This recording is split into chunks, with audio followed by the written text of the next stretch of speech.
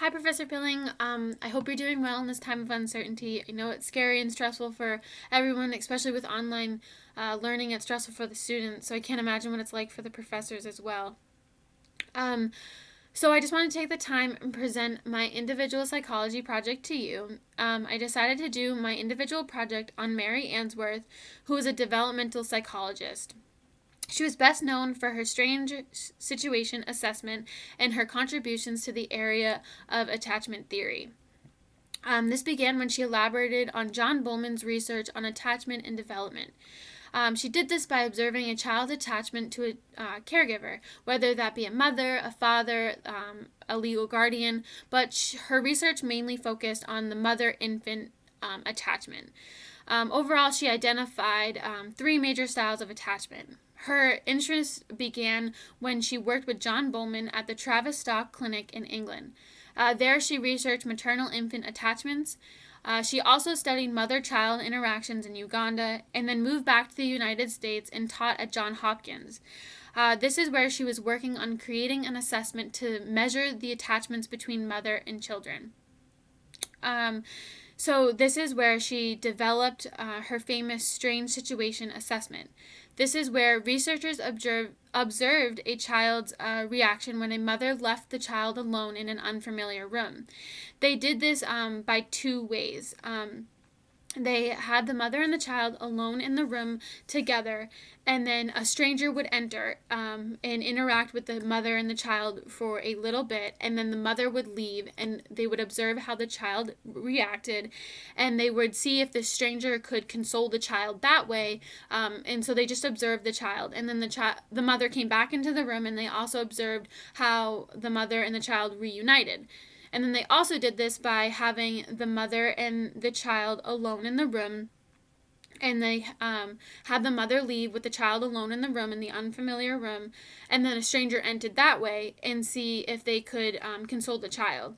So they observed that, and then they had the mother come back and they observed how the mother and the child reunited. So, the way the child behaves while separated from the mother and when the mother returns can reveal the type of attachment the child has with the mother.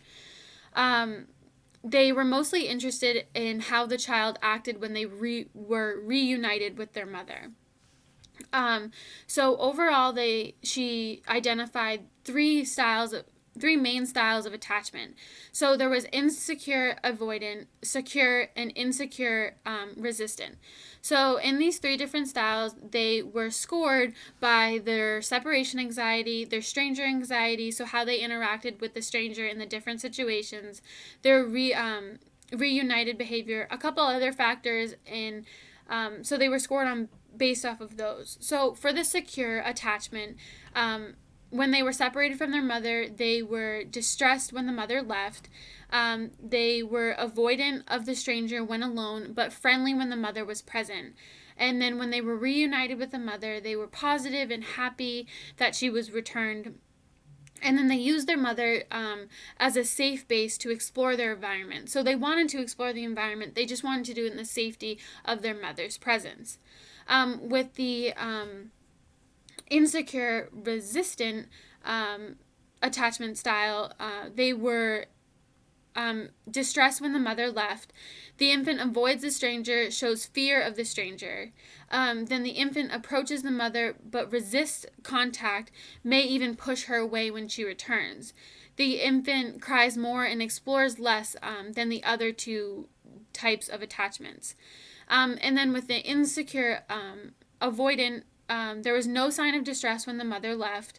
The infant is okay with the stranger and plays normally with the when the stranger is present. The infant shows little interest when the mother returns, and then the mother and the stranger are able to comfort the infant equally. So through this experiment, in this assessment, they were able to determine the type of attachment the infants had with their mothers.